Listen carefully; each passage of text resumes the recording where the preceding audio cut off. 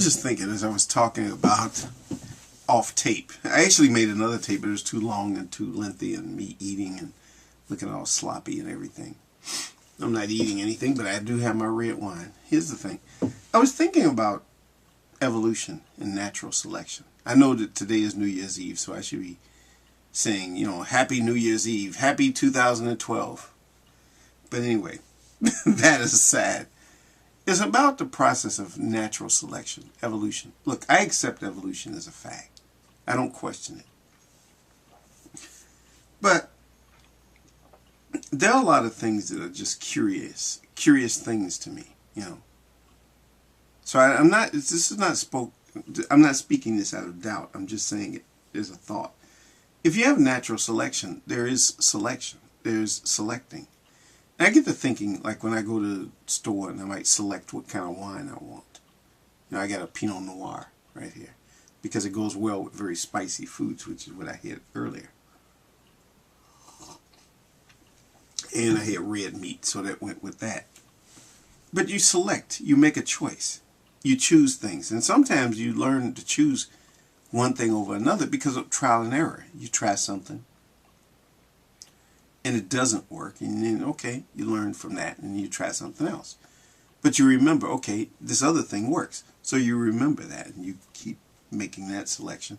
And then you try other combinations. As new things come in, you make new choices.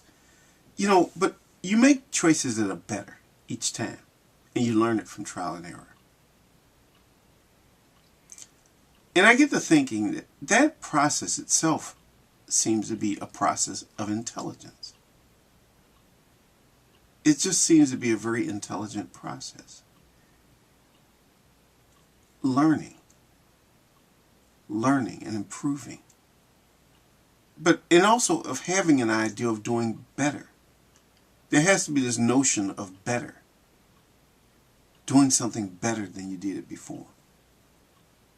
This is better than that. This works better than that. You may have one thing that works, but another way comes along that works even better. Cars today work better than they did in the past. They may be more fuel efficient and better able to withstand a crash and so many other things. And in the future things will be even better. You have cars that are even safer. They're much more fuel efficient. I would imagine there may be cars that you put 1 gallon of gas in there and that might be all the gas you need for a whole year. Such a thing like that might happen. You do something better. An improvement. But you got to have that notion of better. If everything is just random, you wouldn't have the idea of something being better. And so there has to be a kind of guidance in the selection. I'm not making an argument, by the way, of religion. I'm just thinking there has to be something in nature itself that has this. There has to be something in nature that says this is better than that. Because I always think about it like as if something, as if it had a consciousness. Something decided that we should have eyes, that we should have ears, because those would work pretty good. That we should have hands, that we should have the ability to imagine things, an imagination, that we should have a consciousness, and so on and so forth. Something in nature decided all these things. But did it decide this? Did it just decide, or did things just happen? It just happened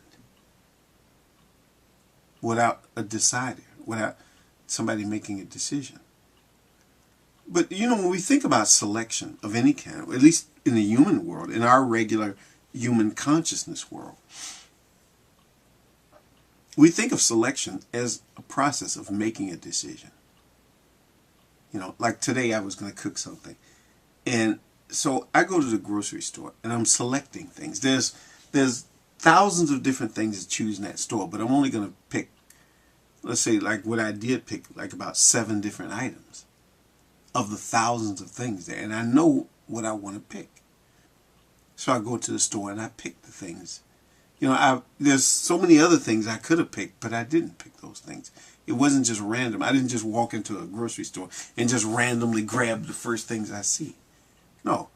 I'll go out of my way, bypass this aisle and that aisle, and go all the way over here and look around and find this one particular thing, a can of something, and I put it in a shopping cart. Then I go back over to where the vegetables are, and I'll go and get some garlic, put that in there. Then I go over here and get some meat, a particular kind of meat, and then I put it in the shopping cart. I'm selecting. It takes a mind, a consciousness, an awareness, and a goal and a purpose to select things. That's all. I'm just thinking about those things. It's just a thought on my mind. The process of selecting. Natural selection. I have an ideal already in my mind. And that influences what I'm going to select. So my selecting isn't random. It just doesn't happen randomly or arbitrarily. It's like when you're driving somewhere. You don't just randomly choose to turn left and right. You pretty much have a pretty good idea. You want to go to a particular store. You have to take this route because it's the most efficient route. And you turn left at this place, and then you turn right over here, and then you have to go over this way and go around this thing and turn over here and do that. There's a lot of selecting of what directions you're going to turn. And you have some ideal. Something is guiding you. And that is a purpose in your mind as to what you're trying to do and where you're trying to go.